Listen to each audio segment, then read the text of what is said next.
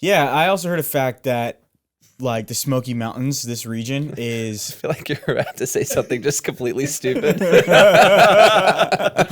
is like we are like a few inches of rain away from being considered like a rainforest. No, we are a rainforest. Yeah, Marcus is from here. He knows. Temporal. Yeah. It feels that So way. I was right. I just Temporal meaning that it's not. it's temporary.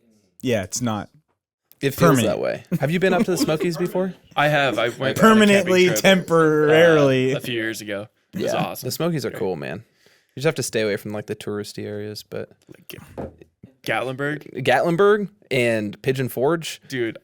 My wife and I have a bit about how much we hate Gatlinburg. I'm sorry. No, We all hate it. We all Let's hate hear the it. bit. Can we hear the Yeah, bit? No, it's it's the just bit. like it's just the concept. It's like well, at least it's not Gatlinburg, you know. It's like, or it's like everything is compared to that. We go to a city that's like really touristy. And it's like kind of feels like Gatlinburg.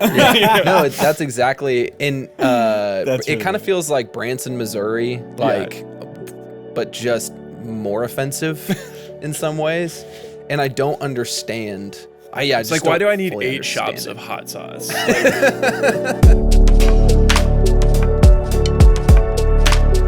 I've never once wanted to go to a hot sauce shop, and now there's 8 of them. Yeah, and then you're like, oh, a museum, but like, I don't feel like I should go in there. I don't know what's happening. It feels kind of sinister. Yeah. I don't know. But yeah, a lot of people go there. It's the Yeah. most visited like national park in the nation, I think. Is it really? Smokies? Yeah, I guess the Smokies are, yeah. Yeah. Mainly because I think it had free parking for a long time. Not anymore though. Not anymore. Yeah. Yeah. That's where they So get you. It's the wait. So you guys went camping up there? Yeah, so like one of my first, my wife and I went on a camping trip there, and I remember we were trying to be really cheap about it, and so I had this like photo that I took where she's eating a hot dog on a piece of bread with ranch in it, because we're like, let's just get one bread for the whole trip and then one condiment for the whole trip, and that. I actually really like that. Yeah. That's a fun challenge. Yeah, we went to the I probably wouldn't be up for it, but It's a cool concept. Here's the thing. I would Tastes great. certainly choose ranch. Yeah. I feel like ranch is the superior condiment. It is. Yeah. It It is. 100% is the superior condiment. You can put it on anything. I don't feel that way about any other condiment, honestly. Yeah, like Although some people maybe like Dijon mustard. I do love Dijon. I love Dijon, but there's a lot of things. I'm There's trying a to lot- think of what I wouldn't have it on. Pizza I would maybe do it on pizza. depends on That's the pizza. wild. You're wild for that. honestly. Wow, for that. It has to be the right Dijon though, but ranch, I'll take ranch on anything. I don't know. This might be a little what's the word? Safe. But I feel like hot sauce is also a condiment. Yeah. Like you give me a crystal hot sauce or Yeah, but like hot sauce can go really badly. Like there's great hot sauce out there, and there could also be really awful hot sauce. you could say the same about ranch. There is great ranch, Yeah. and then there's terrible ranch. I've had more great ranch though. Yeah, that's That's fair. the thing. Like, That's fair. It's I feel like it's really easy. People get too cute with hot sauce. Yeah, Like, but check out our I hot just sauce. want crystal hot sauce. So Crystal you're brand the hot reason sauce. that there's 8 hot sauce stores. No, in I Gatlinburg. just want one hot sauce. Crystal No, or Nate's Louisiana the reason hot why sauce. there's like 3 different wing chains in America. I do love wings. I do love wings. What's your favorite what is your favorite wing place? That's That's a chain. based on so I prefer the wings at Wingstop, but the flavors at Buffalo Wild Wings. I agree. That's such a good take. Thank I you. Totally agree I with that. appreciate that. Yeah. But I will say the caveat there is Louisiana rub at Wingstop is top tier, as well as Cajun, which is just their hot with Louisiana rub. Okay. Top tier. Nate worked at didn't you Wingstop or No, it was a local. It was local like it was like a place. mom and pop, but they modeled it after Wingstop. Wings ETC. I haven't Down been the there road. yet. I haven't We been should there go there for lunch. Is it here? Yeah. Yeah. I'm so in. It's Wow. it's Wings, undecided. etc. yeah, there's something about it that just feels awesome. I don't know really much about them. I think they're a chain in Knoxville or maybe greater. I don't know. Or are they other places as well, Marcus? The last thing you said about them is that they're a flyover state lunch. No, okay. You got to stop taking things I say in oversimplifying them. I said, this reminds me of going to a place after a morning hunt in a flyover state. But I did not say that is what this place is. It just reminds. It reminded me of it. Like the place where you go to the gas station and the lady has a beard, like that is, I've experienced that before. I have too. Yeah. But the gas station also serves burritos and mimosas. And there's like a little corner where you go partake in the gas station. I get down with that. That's got somewhere, some Texas barbecue vibes to it. It was shout out Rudy's. Yeah, it was somewhere in Missouri. Anyways, St. Joe. I want to say St. Joe, Missouri. If you live in St. Joe, you got a pretty sweet You're town. a DFW guy, right? I am. Born and raised? I was born in Houston originally. Okay. Yep. And I've been in Dallas since 2015. I went there to go to school at University of North Texas. Cool. Did not graduate, but way to go. I think everything welcome was to the club. Actually, no. We got something like that. We got a few degrees in here. But Yeah. Between like all of us, it's like 1 degree. Yeah, I think so. I think so. Yeah. And I'm still paying for it. Become a pastor, they said. Yeah. Go to school, they said. Stupid. Favorite barbecue joint in Oh man, DFW? I could go on. I'm actually a connoisseur of barbecue. Are you? Local barbecue. Okay, I like that. Local barbecue. Local barbecue. I couldn't Okay. tell you anything about anywhere else, but I live in Fort Worth Okay. specifically, and we have a place called Bricks. It used to be a place that would like, you were in a parking lot and there's a guy like smoking meat, and now it's a brick and mortar, Sick. and it's amazing. Specifically the burn ends. They have like a candied burn ends. Nice. I'm a Bricks sucker for Bricks burn ends. Barbecue in Fort Worth. Mm. Have you had? I'm sure you have. You're a barbecue connoisseur. Heim? Of Barbecue? course, I lived literally right there. Really? Yeah, until like 4 months ago. Nice. I do love Heim. It's very quick. Yes. They get you in and out, which is awesome. And those pork belly burnt ends, Yeah, those are crazy. they're very good. They're very good. Bricks does it better. But Do they?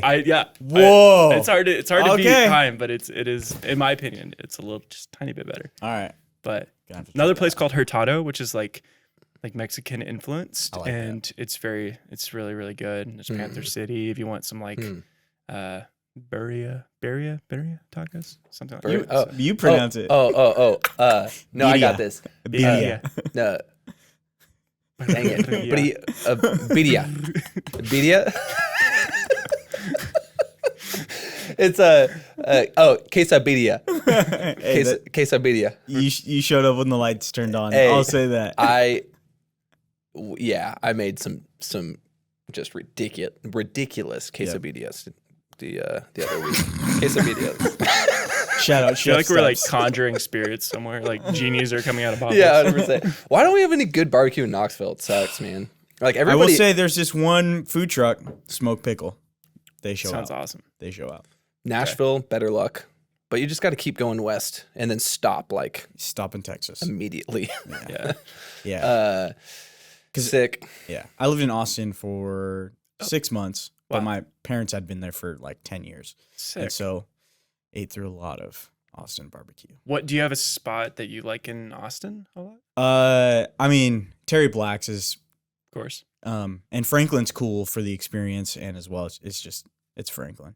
But Interstellar Barbecue, Yeah, I've heard about it. I don't think Yeah. I've ever been. they do honestly. some really good stuff. And they're in like some weird like business park, and it depending on the time of day you go, you could be waiting for a very long time. Awesome. But also, there's this other place downtown, which like there's some Asian joint, and then Franklin, they came together and created this like Asian style Texas barbecue. I believe it's Loro, Okay. and that is crazy Wow. because it's like they'll use some like Asian spices and stuff, and some of their ribs were incredible. Their brisket was phenomenal. You're just naming things I like at this point. Yeah, honestly. yeah. It was that Loro it's pretty awesome. Awesome. We could talk all day about this, I could. Yeah. and the lunch is going to be awesome. Okay, Michael, thanks for being here. Yeah. Give listeners just a quick synopsis of your life thus far, what you've done, where you come from, so people have some context for who you are Sure. amidst today's discussion. Also, Michael Keith Lewis, Michael Lewis. What's up with the 2 first names, 2 last names? Yeah. Give some clarity here. So really, no one's ever asked me this before. What? Yeah, honestly. No, I think the question I get asked a lot is, should I call you Michael or Mikey or whatever? So my dad's name is Michael Keith Lewis as well. Okay, and so cool. he's always been Mike Lewis Sr. And so I'm like, I got to differentiate myself, and Michael Keith Lewis. The other reason is there's a really well-known author, Michael Lewis, who wrote The Blind Side, Moneyball, like a lot of really good ones. And then there's like a football player. So especially when I started doing like mixes and stuff like that were published, I was like, I got to be 3 names so you can look me up and hire me to mix your stuff. But makes sense. But yeah. So Keith is your middle name. Yeah. Okay. Yep, that's my middle name. Okay, so I can call you Michael, and it's not offensive. No, not at all. Okay, great. And really weird too. Like my mom hates this, but everybody in the like Nashville area calls me Mikey. Really weird. I would never ask anybody to call me that, but I think it started with the Calling House guys. Sorry, Mom. Yeah, she told me a story the other day. She's like, your grandma used to call you Mikey, and I shunned her for it. So she did not like it. Dang. Yeah, there's deep cuts there. Okay. Yeah. All right. So. Yeah, what did you come from the church? I did. Yeah. Okay. Yeah. So when I was I grew up playing, I took piano lessons like my whole life until, I graduated high school. And through that I got involved with the youth band that was at my church. And so I started with that, and then our youth pastor like just randomly left and resigned. Excuse me.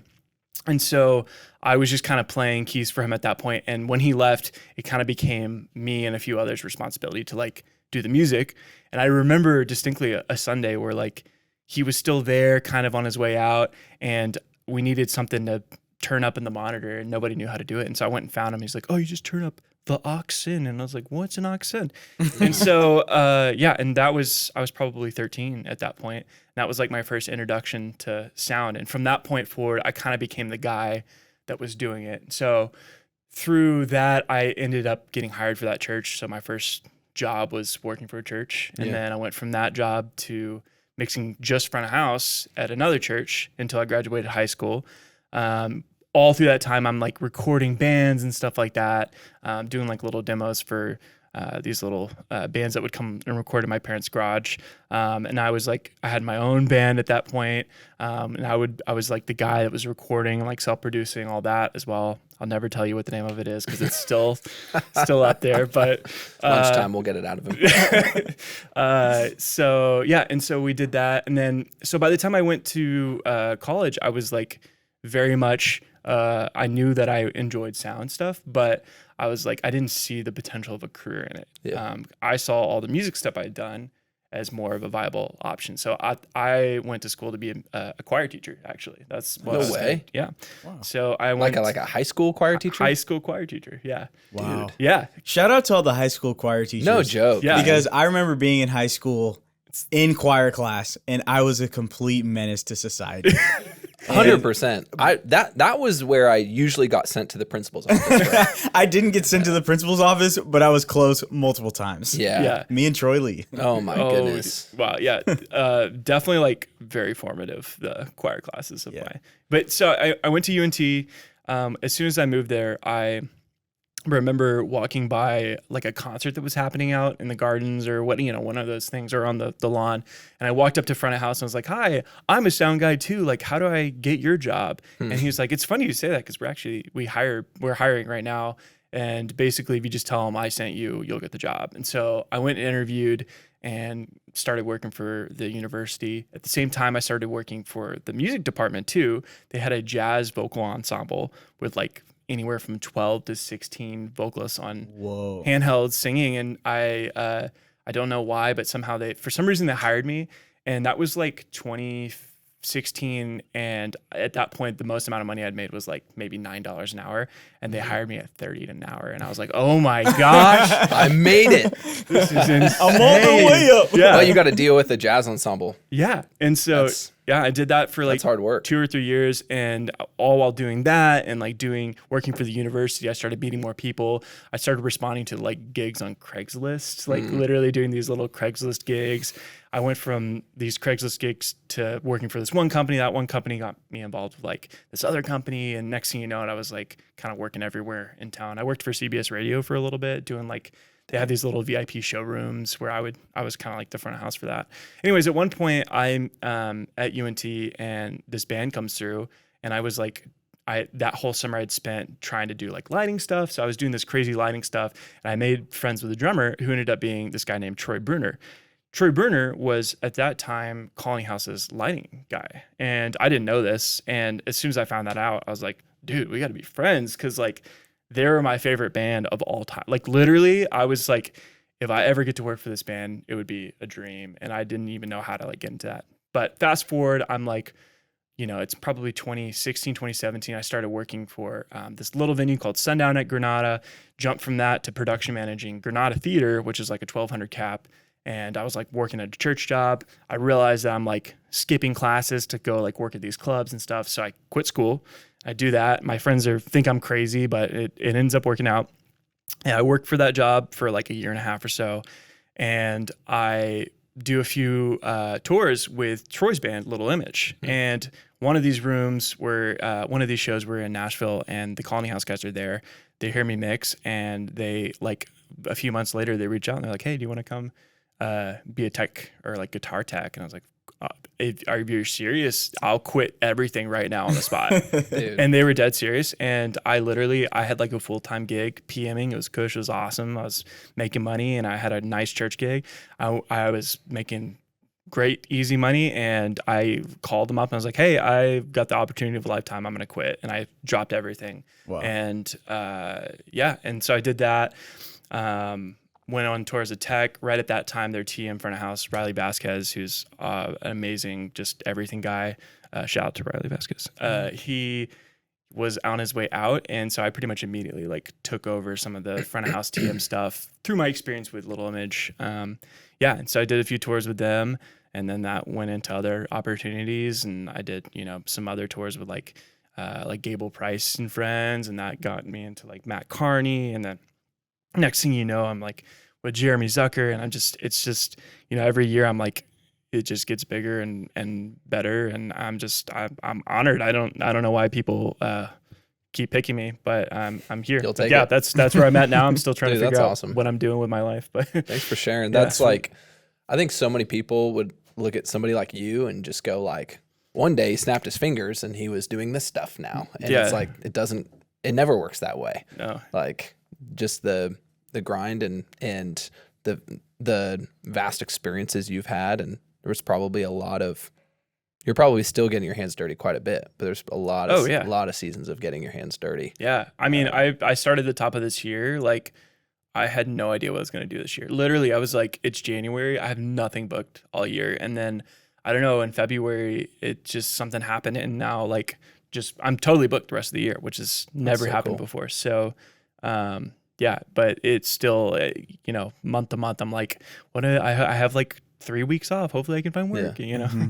But it works out. This morning, before you got here, I was telling our team, I was like, guys, I think Michael's going to crush it today. He told us we're training on dLive for you listeners today. And Michael's going to be, our resident expert on all things dLive today. And we were talking about the content plan, and I was like, guys, look what Michael did. He crushed it. And I just have to shout out Marcus. Marcus is the one who found you. Marcus came to us and was like, hey, have you guys seen this guy, Michael Keith Lewis? And so then we went on your Instagram, and I was like, I think the moment I decided I wanted to know you and be friends with you is there was a picture that you posted on Instagram of you having a shower beer. And I was like, yeah, this guy's chill. I want to hang out with him. He passes the vibe check. There isn't much better than a shower beer, honestly. That's fair. And if you don't partake in beer, that's fine. Try like a Coke or something. It probably is going to be very similar for honestly, you. A shower LaCroix. I think shower LaCroix. Like anything with slightly, bubbles. carbonated, like you'll do great. Yep. You'll do great. Yeah.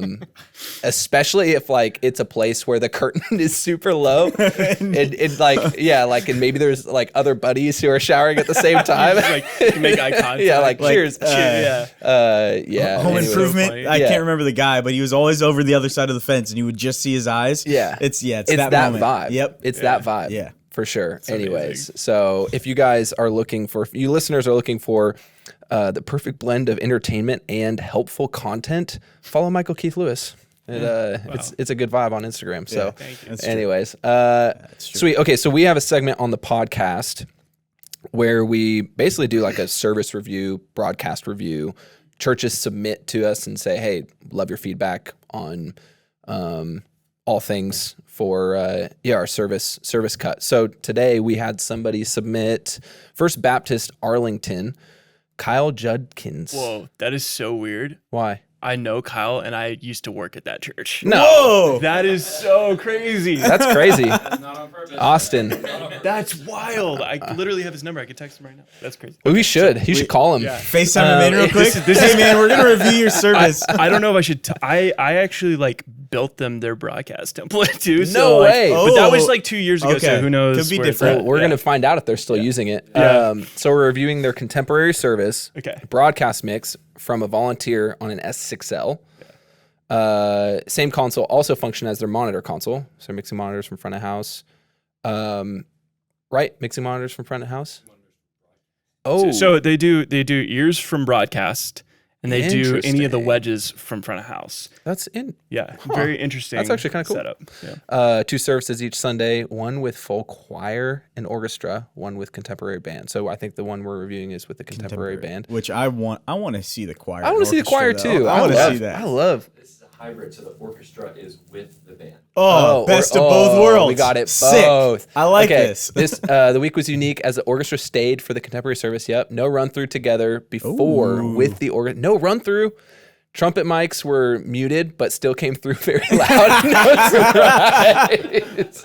And 2 cameras on sticks, 6 total PTZs. Oh man, the soldiers are armed. All roles are volunteer besides front of house and a producer. Love that. Sick. Let's take a listen. Oh, if you walk in freedom, and if you bear his name, we'll sing the song forever to the Lamb. We'll sing the song forever to the Lamb, and the angels cry, holy, all creation cries. Holy, yes, you are lifted high. Holy, holy forever. And hear your people sing, holy, to the King of Kings.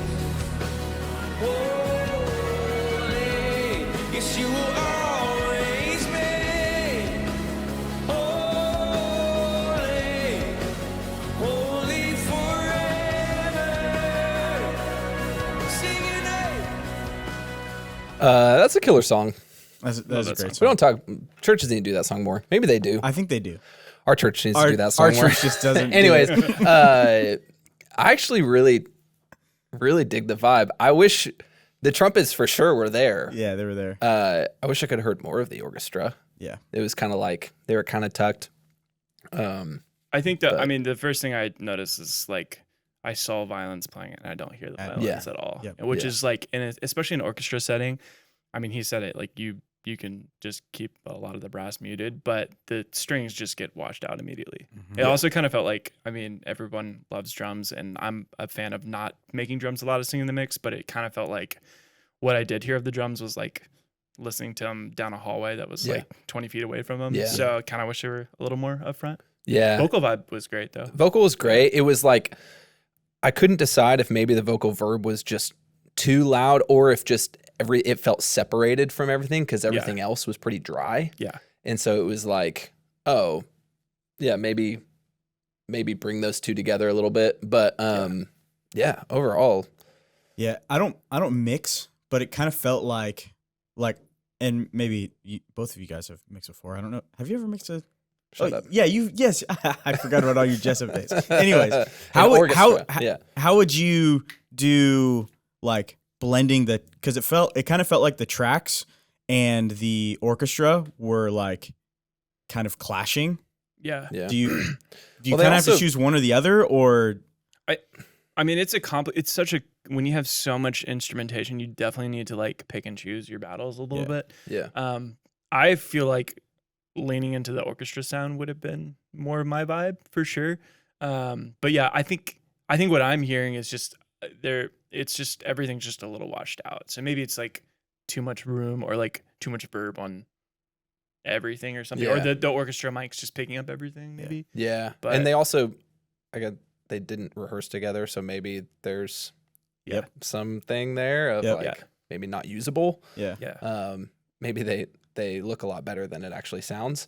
But ideally, like we're using tracks to supplement what isn't there. Mm-hmm. So there was some of that. And again, like the trumpets, aside from maybe a few bad notes here or there, like actually added a ton. Yeah. I thought it was sick. And Totally. it's interesting because they probably would have fit even better if they were mic'd up for the broadcast. For the room, I'm sure it's like a different thing, but that we can like lean into just the sound of that in there. Yeah, and I'm wanting to know where all the bleed, if all the bleed was through the orchestra, if there were like, it felt like there were choir mics on somewhere, like or just like crowds were maybe too hot or something. They definitely right behind the orchestra pit, there's like a choir section. Okay. So I wonder if like there was like 8 people singing or something and they're just cranked. Gotcha. Maybe or something like that. Yeah. So you spent like a good amount of time in this church. Oh, I like 2 years. That's It's wild. crazy. Dude. That's such hilarious. a weird coincidence. It's so really funny. Yeah, that's really And cool. I was before the guy that does front of house there. I was front of house and I was the guy that was like, we should try putting the monitor console on broadcast. Cause it was an M32 mixing stems originally from front of house. So, but yeah. Nice. Yeah. Well, thanks guys for submitting. Great job. They should do the hybrid more often. Just my personal opinion. Oh yeah. I think that's a cool thing. I mean, like this is probably another episode, but I think I've been a part of churches where there's the contemporary and traditional service. Frankly, hot take, usually feels like it's just a way to appease people who have money. Yeah. But I'm like, hey, let's maybe just bring everybody together. Yep. Because I like old people. Yeah. And I hope they like me. If they don't, help me understand how I can be better, because you're probably right. Yeah. Like, it's like I Very think true. there's something really cool about doing that together and like watching them do that. It's so interesting, man, because I used to always say, man, it's really hard for me to engage with stuff if it doesn't sound good or if it's distracting. But I watch that and I'm like, it's moving seeing them worship together, multiple generations doing it. And I'm like, man, that in a lot of ways is like more meaningful to me than like, trumpets don't really fit in this song. Right. Yeah. So anyways. And too, I think, look at it from the other perspective. Like, so are you saying hymns don't fit in contemporary settings? Because I would disagree. Yeah. But anyways, that's a whole nother other thing. For the main event today, we are talking about, has church gotten too loud? And when you came in this morning, Michael asked you like, hey, what do you think about this topic? And you were like, I'm super passionate about it, which I'm pumped about because frankly, if I could be honest, at MxU, this feels like a topic we were talking about 5 years ago. And so it's like, oh, we're really talking about that again? Like there's multiple videos on the MxU platform, how to navigate when pastor tells you to turn it down, which spoiler alert, just turn it down. But there's a lot in this conversation that I think is worth diving into today, especially with somebody like yourself who has a ton of experience in the church, but also secular touring market and CCM touring and all of that. Just initial opening statement thoughts. How do you approach this topic when you talk to folks in the church? Wow. Yeah. I find myself in different churches a lot. So I'm constantly having to like navigate that line of like what is too loud and what is not. And like one of the things that I just do, one of the things that's in my process is the first thing I do is have a conversation with the PM or whatever. And I say, hey, like, what is what is the culture here? Where are you normally running? And I get a feel for that. But, yeah, I don't know. I find that like, this is just cut and dry, but anything over like 93 dBA average feels really loud to me in a church setting, which that sounds crazy because that's not very loud. But I think there's something special about like being able to hear the person next to you talk and sing. Like, I don't know. I think that's important in a church setting. And maybe it's because of like my like more traditional upbringing, or like my wife and I go to a home church. And so we've kind of been like, I don't always go to a church where there's like huge PA and stuff. And so when I get thrown into it, I'm like, this is like really loud. But yeah, I don't know. I feel like below 93A feels good to me. I also think that like something that you need to be cognizant of is just how the congregation feels about low end, which is insane that we have to even think about these things. But like, I mean, in a secular world, like Matt Carney, for instance, I immediately figured out that the crowd does not like low end at all. So like 93A and then like 105, 110C is like way too much for something like that, even though 93 is very appropriate. They're more of like a 100C, you know? And so you just, but yeah, for me, having that conversation up front, like has helped me not culture shock the church when I come into mix. And I will say one of the coolest things that I saw in like recent churches that I worked for, I went to this place, I cannot remember the name of it, but they had literally like a cheat sheet for each section of the service where they've determined like, this is what works for our room and our people. And so even though they have like rotating door of contractors doing front of house, I like knew, okay, when they're talking, it's like 80, 85. When it's this section, it's 90. I mean, it was like section by section by section. Wow. I've never felt better and like more confident that I'm not shocking anybody with too much or not enough volume. Yeah. Why? It's so interesting. I don't know how we got to this place in the church. Maybe it could be personal preference. It could be just trying to deal with like complicated rooms, or whatever it may be. But like, why do you think we have this tendency to want to make things too loud? I think it's like, I don't know, maybe it's overcompensating for like the room, like you said, because not everyone has the blessing of like getting to mix in a really treated room. And I think that the tendency is to just try to push it over the room. But I think maybe too, there was like, maybe you're trying to get it over your drum bleed or something like that. And like, it doesn't have to, I don't know, you don't have to do that all the time. But I think there is something that feels like, it feels like power whenever there's like there's like the spirit is moving if it's louder, you know, or whatever. But like, I don't know. I mean, I think for me personally, like hearing the congregation sing is like more powerful than like feeling the kick drum shake my chest, you know? But yeah, I don't know why and like how that, maybe it's from like the concert world and like going to these loud concerts. But personally, I feel like concerts are too loud too. Like, you know, I mean, it's not just the church world that's kind of gotten out of hand, in my opinion. Like, I went to a show, I'm not even going to say who or where it was, but I went to a show with a friend mixing, and it was like, I mean, it was so loud that I had to like put my in-ears in. And but it sounded amazing, but like, that happens all the time. I go to shows and it's like, it hurts my ears now. So it's not just the church world. It gets to a point where you're like, I can't even decipher what I'm hearing anymore. Yeah. Because it is just like a wall coming at me. Yeah. Which I've had that experience too. We have a lot of people come through Knoxville, like, hey, I want to come hear you mix.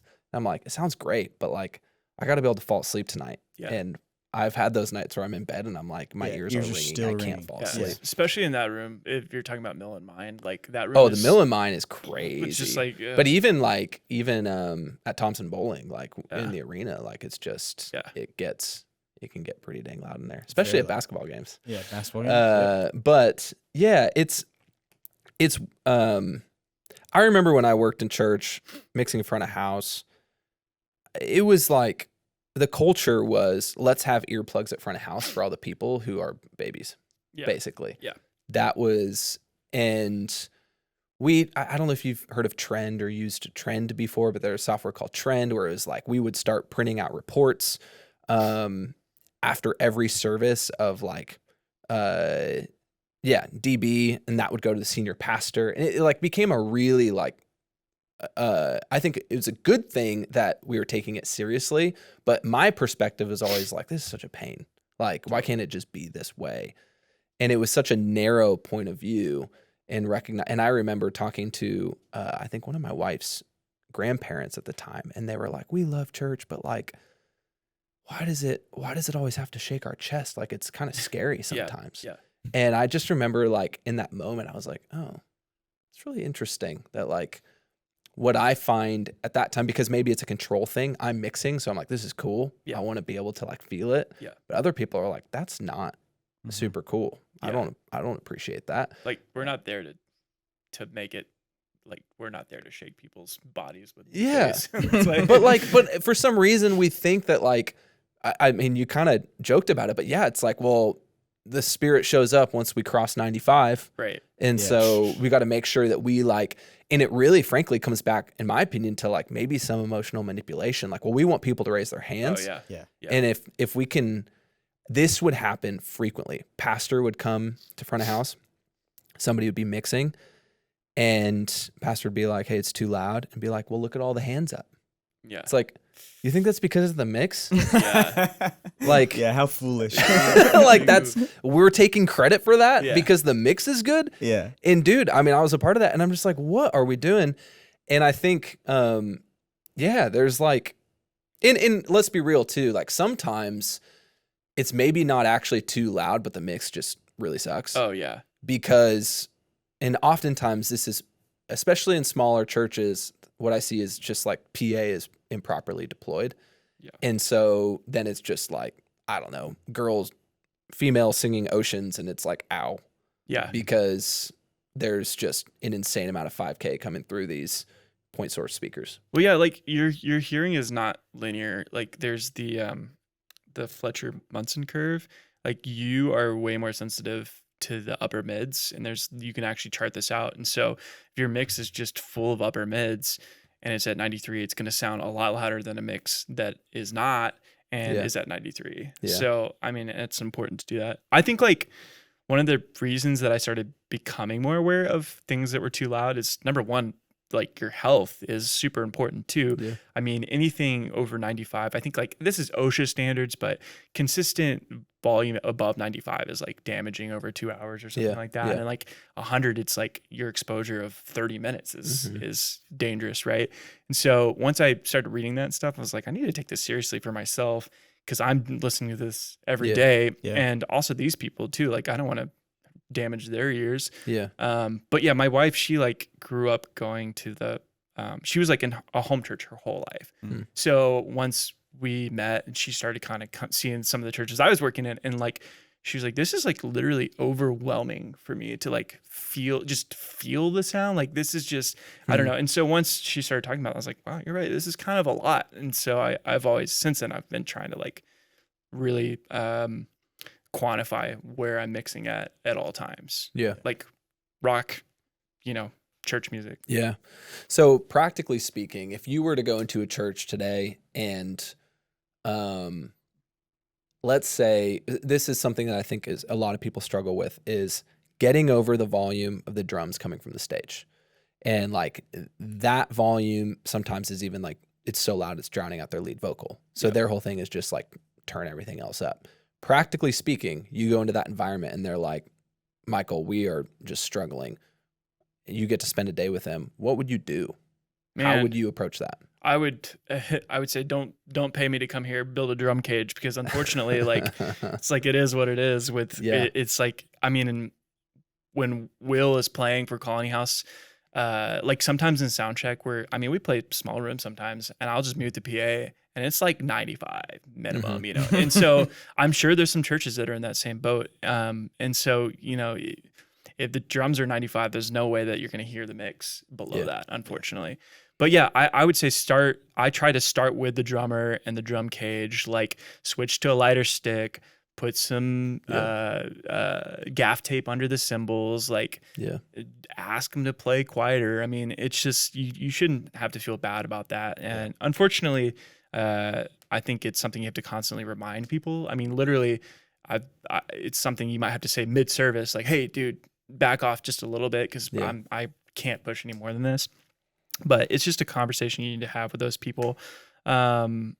Yeah, I would say start with caging your drums. I know it's silly, but just do it if you can. Even a little shield, or like I've seen people. One of the churches I was at, they just put it into a room and put like plexi up, and it was great because like I could kill the PA and I had total control. I could mix like 80 and it felt great, you know.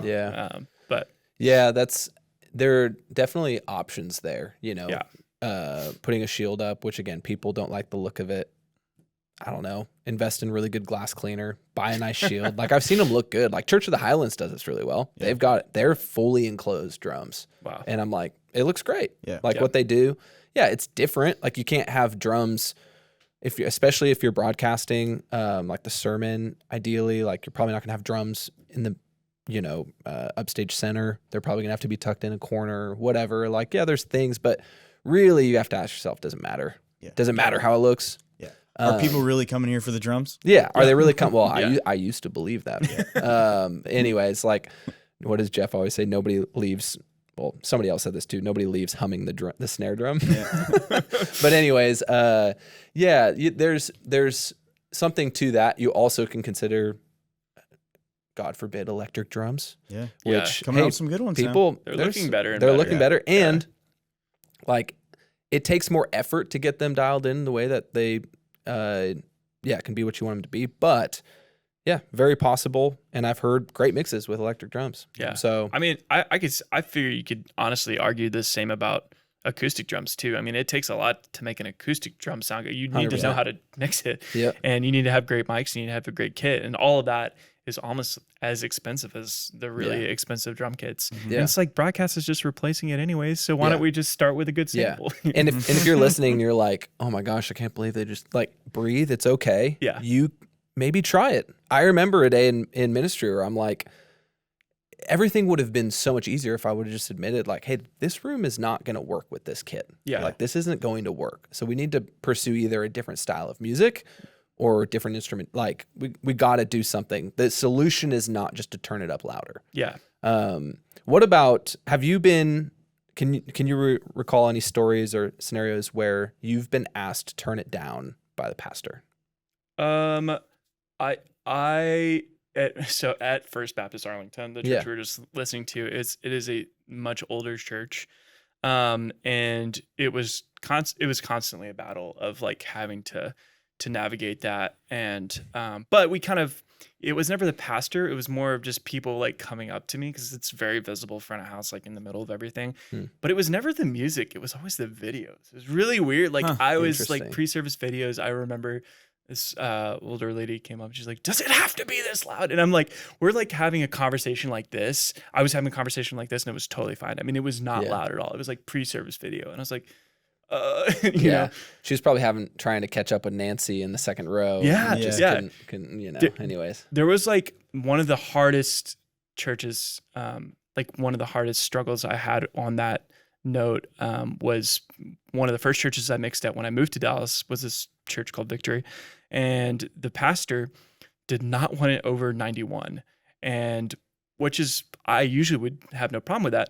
But the room has like no treatment. The PA is not very great, honestly. So it's like typically a little bit brighter, you know? And the lead worship leader wanted to like feel her voice in the house. And so that range of her feeling her voice in the house is like definitely above 91. But the pastor, like, I mean, every Sunday he would like come up and like, it's too loud. And he like point at the dB meter on his phone and stuff. And I literally like, I had to have a conversation with like one of the creative pastors. And I was like, hey, I can't, like, I'm literally like two people are telling me what to do here. She wants to feel a certain way in the house. He wants it to be this. I can't do both. I've tried to do both, but I can't. And I was like, if I feel like I need to appease the pastor because he's the one ultimately like cutting my checks at the end of the day. And I was like, I'm going to try to work on this. We need to maybe adjust what feels good on stage. And if it becomes a problem, I'm just going to leave. And it worked for like a few weeks. And then it just never honestly really got better. And I left. I just left. I was like, I can't deal with this anymore. So I didn't work there. But yeah, there's you know, I think practically too, we have to be mindful of, you know, when it comes to hearing, like perception is a very real thing for people. So like we've gone in, I don't know, 2-3 hours before the service starts and we're mixing and like we even listened to loud music on the way. I used to do that all the time, like show up to church at 6 a.m., getting ready for a 9 a.m. service or whatever. And by the time like, you know, service starts at 9 a.m., my ears are fully adjusted. Yet somebody else woke up an hour ago and hasn't heard really anything loud that day. So they walk in and like their perception is reality for them. Like they're like, oh my gosh, this is incredibly loud. Yeah.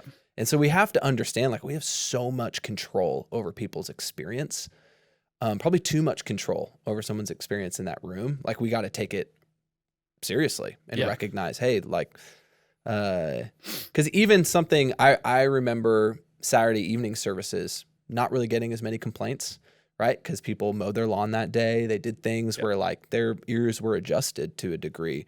But yeah, Sunday morning, completely different story. Yeah, definitely. Especially the first service. So I think like really being mindful of those things and then also recognizing if somebody tells you they feel it's too loud, and you can use discernment with this, but like if somebody tells you they feel it's too loud, they're probably right. Yeah. To a degree. And especially if it's somebody who you can trust, who maybe there's a bit of a relationship there. Like if your pastor comes and says, hey, I feel it's too loud, like your response should be like, thank you so much for telling me. Yeah. And I'm gonna address this. Shouldn't be like, I'll let you know. We'll look at the meter. Like it's just, we got to do better. And recognize like, and validate them in that process because that's where trust is built. I think even asking like, what sounds too loud? Is it, you know, and you can get, is it the bass or the drums or is it that female vocal, you know, whatever it might be, because then you gain more understanding there too, where it's not just the whole thing is too loud, but maybe it's just that one instrument or that one part was too loud or it just felt too loud in this moment. It's like, I think getting defensive, which this is something that I have had to work on in other areas of life. I'm not a front of house engineer, so except for a few times here and there when I've had to. But I think like it can be so easy to, when somebody comes up to you in a situation like this where they're quote unquote attacking you or attacking what you do, right? And you feel some type of way about the thing that you're doing. And so like to take a step back, take a deep breath and not just overreact because you're feeling offended that the craft and the thing that you've worked hours on is too loud. It's like, okay, let's take a step back and let's actually like process, okay, what is too loud? Or even just go like, maybe it is too loud and I just need to get better at my craft. Like, and that's okay. We all want to get better.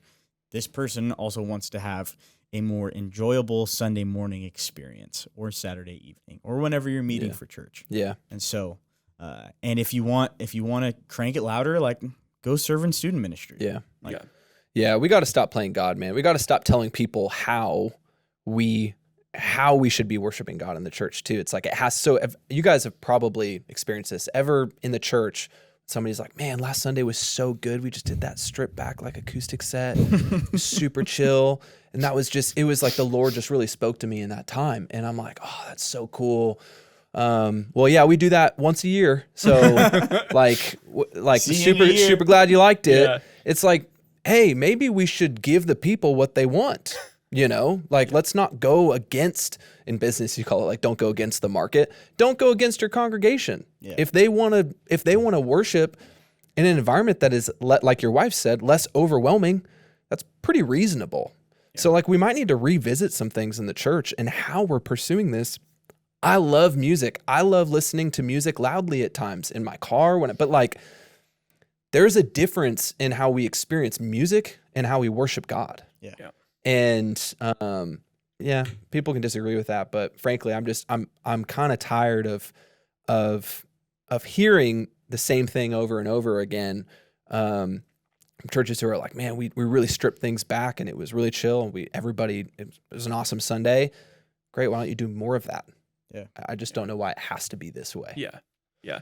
I just wish that, like in Europe, it's very enforced. Like it's a law that it can only be a certain volume over a certain time. And I really wish that like maybe here in America, we'd like take heed of that and just try to enforce it. And I wish that when I went to churches. How dare you suggest we learn something from Europe? Yeah, sorry guys. Take it out, please. Edit that. No, I wish that like when I went to churches, I didn't have to ask them to tell me what is the culture. Like you should be telling me what is normal. You should establish a baseline for your volunteers and for your engineers. I also think like another thing that I notice is like, if I feel like it's too loud, then it's too loud. Like, and that's one thing that I've really started listening to is like at a show, if my ears start getting tired or hurt, I'm like, I need to turn it down. So I turn it down. And, that's just, you got to listen to the voice in your head sometimes whenever you start feeling that. Yeah. I think something you just mentioned there is really important to key in on, because you are typically now going into churches from a contract sort of perspective. And so you are automatically going, how can I best serve the church? Mm-hmm. And so you're asking these questions. And I think what typically happens if you are like full-time paid staff at a church, or even part-time paid staff at a church, and you're doing this week to week to week, you can start to kind of feel this entitlement, or this sort of like, no, this is my job. This is what I do. And so it becomes about you versus about your church. Yeah. And I think that is a really important thing that we need to ask ourselves. Am I doing this? Like, is this for me? Like, this is a little heart posture check. Is this for me? Or am I really trying to do this for a service to my church and my community and the people of our church, versus I think it sounds best here, so this is where we're going to do it. This is the level we're going to be at. I think that's something really important to distinguish. Is it this loud for you, or is it this loud for your church? And especially if you're getting it's too loud comments, then you should probably reassess. Yeah.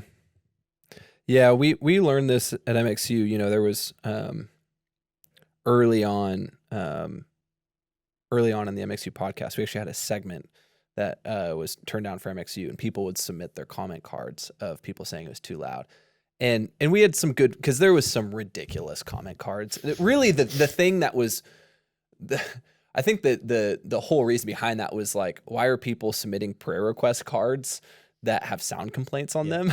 And it was like, but we did get to a point, frankly, even in the MxU community, where we felt like it became a bit toxic of like, hey, but sometimes it is too loud. Like we can't just, I think sometimes it can be easy to make light of that type of feedback. And we even were a part of that in this community of, maybe not taking a real reflective view at how we're handling these things in the church. Because we'd kind of talk out of two sides of our mouth. Like, hey, if pastor tells you to turn it down, or if somebody says it's too loud, like turn it down. But also, those people are lame. Yeah. And like, forget it. We can't do both. Yeah. We can't do that. We can't talk out of two sides of our mouth. We've got to pick exactly what you're saying, Nate. Like, are we doing this for our congregation, or are we doing this for our own brand? Like I want to become the next Michael Keith Lewis. So like, I got to start pushing my brand and my mix. Yeah. And like, if I can't mix the way God has gifted me to mix, like pastor can't hold me back. Like that's going to keep me from getting this next opportunity, whatever. That can be a cynical view.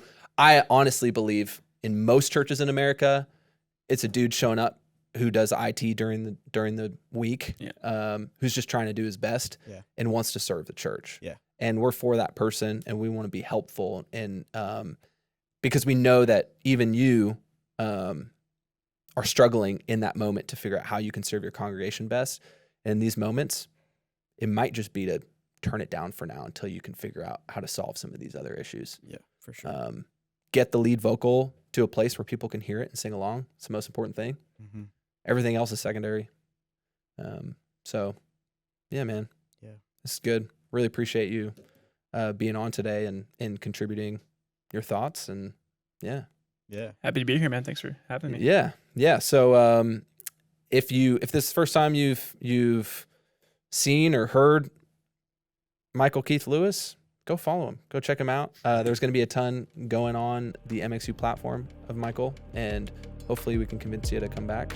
Any shows that you're doing soon that maybe people could come meet you or check you out? The rest of the year I'm doing Matt Carney dates. So if you see Matt Carney's in your city, come say hi. Shoot me a message if you want to come help load in the show. I always say yes. If you ask, I'll say yes. I promise you. People will take you up on that, man. Yeah. Anyways, cool. Well, we'll see you next time.